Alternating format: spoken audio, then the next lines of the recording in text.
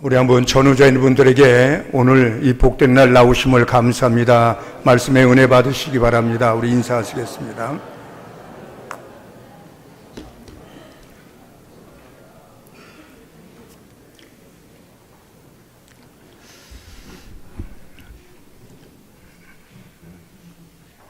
오늘은 여러분들이 아시는 대로 예수님께서 나귀를 타시고 예루살렘으로 올라가신 날입니다.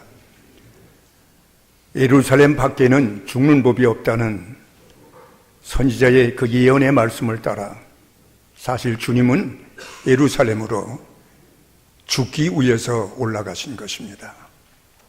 때는 6월절로서 예루살렘과 주변의 마을은 모여온 순례자들로 가득 메워져 있었습니다. 이후 30년이 지나 로마의 한 총독이 예루살렘에서 도살되는 양의 수를 조사했는데 그 수가 무려 25만 마리나 되었습니다. 6월절 규정에 의하면 양 한 마리에 최소한 10명을 한 단위로 바치게 되어 있기 때문에 이 숫자가 정확한 것이라면 6월절에는 250만이나 되는 사람들이 예루살렘을 향하여 모여들었다는 얘기입니다. 예루살렘에서 30km 이내에 사는 모든 성인 남자 유대인은 필히 6월절을 지키러 와야 하는 것이 율법이었습니다. 그러나 팔레스타인에 있는 유대인뿐만 아니라 세계 도처에 있는 많은 그 유대인들이 그들의 민족의 가장 큰 절기를 지키기 위해서 바로 이곳으로 모여들었던 것입니다. 주님은 바로 이때 예루살렘으로 올라가신 것입니다. 그는 벳바게라는 마을에 이르게 되자 제자 둘을 보내시며 가서 나귀와 나귀 새끼를 끌고 와라. 누가 만약에 묻거든 주가 쓰시겠다 해라.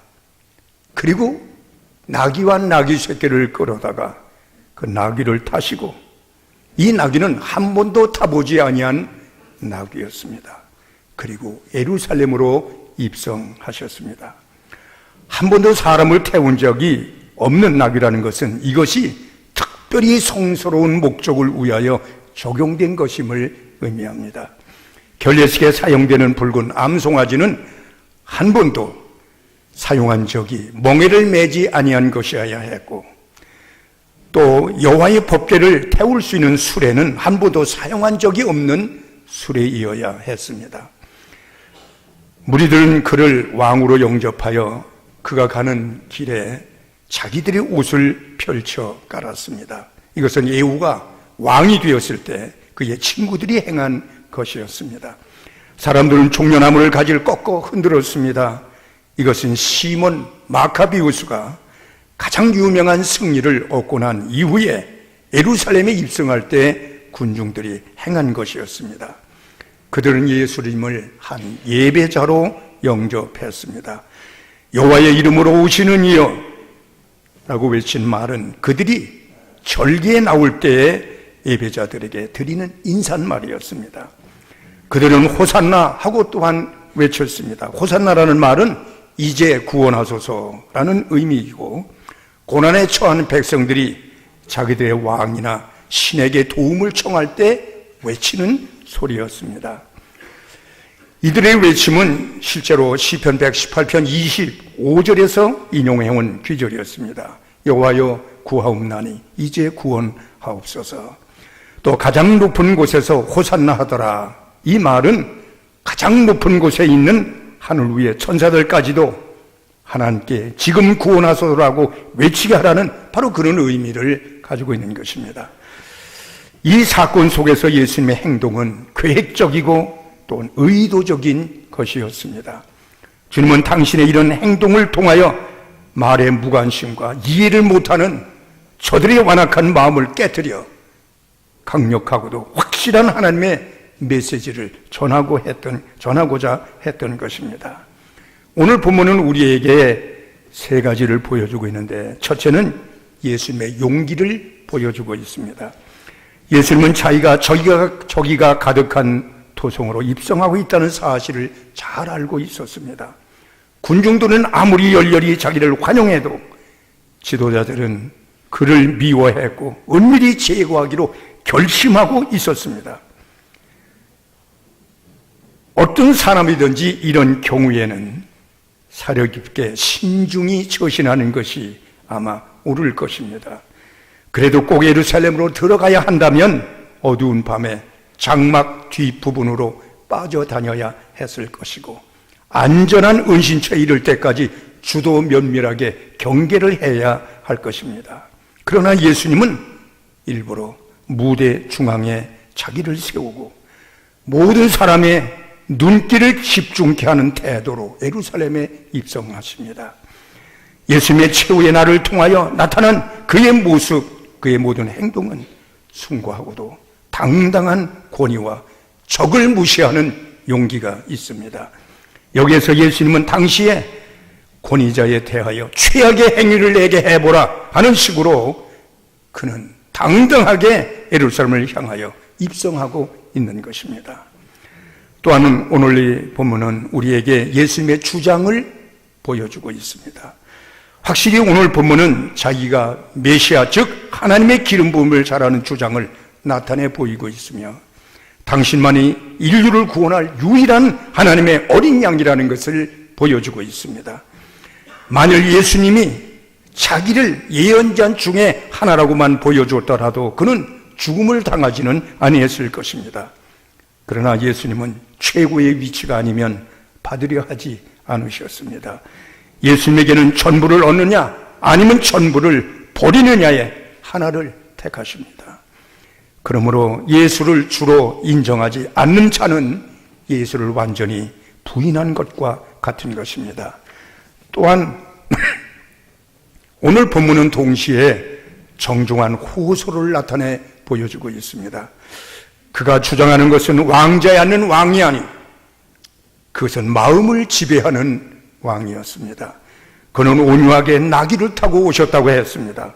서양 세계에서는 나귀는 경멸받는 짐승입니다. 그러나 동양에서는 나귀는 고귀한 짐승이었습니다.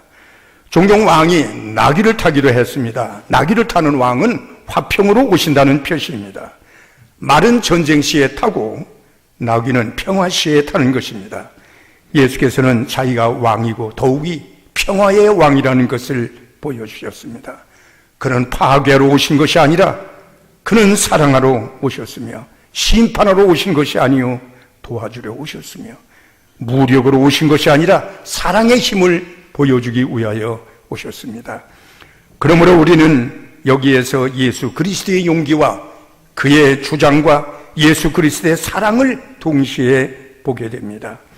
이것은 사람들에게 당신을 왕궁에 영접할 것이 아니라 마음에 영접하라는 최후의 호소인 것입니다. 여러분, 오늘은 종려 주일입니다.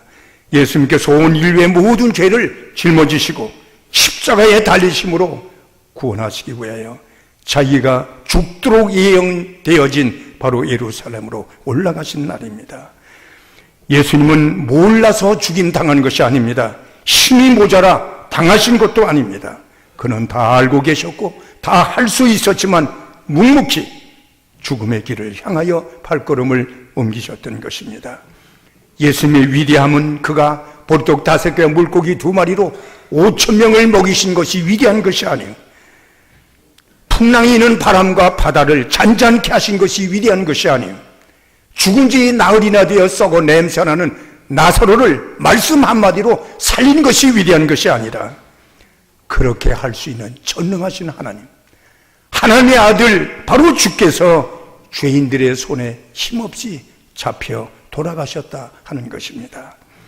주님은 요한복음 10장 10절에 도적이 오는 것은 도둑질하고 죽이고 멸망시키는 것뿐이요 내가 온 것은 양으로 생명을 얻고 더 풍성히 얻게 하려는 것이라. 나는 선한 목자라. 선한 목자는 양을 위하여 목숨을 버리거니와 삭구는 양을 버리고 달아난다고 말하고 있습니다.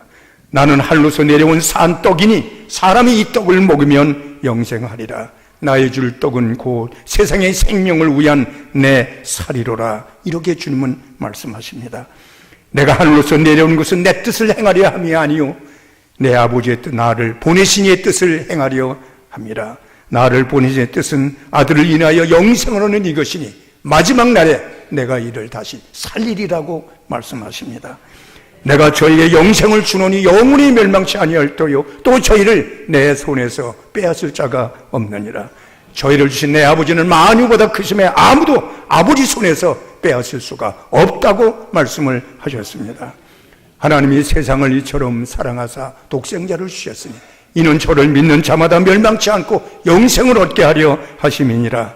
내가 진실로 진실로 너희에게 이르노니 내 말을 듣고 또 나 보내신 이를 믿는 자는 영생을 얻었고 심판에 이르지 아니하나니 사망에서 생명으로 옮겼느니라.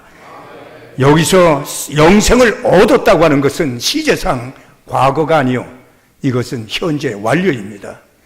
그것은 얻은 그 상태가 지금까지 계속되고 있으며 앞으로도 영원히 지속된다는 의미예요. 또 사망에서 생명으로 옮겼느니라 하는 말도 과거가 아니라 현재 완료예요.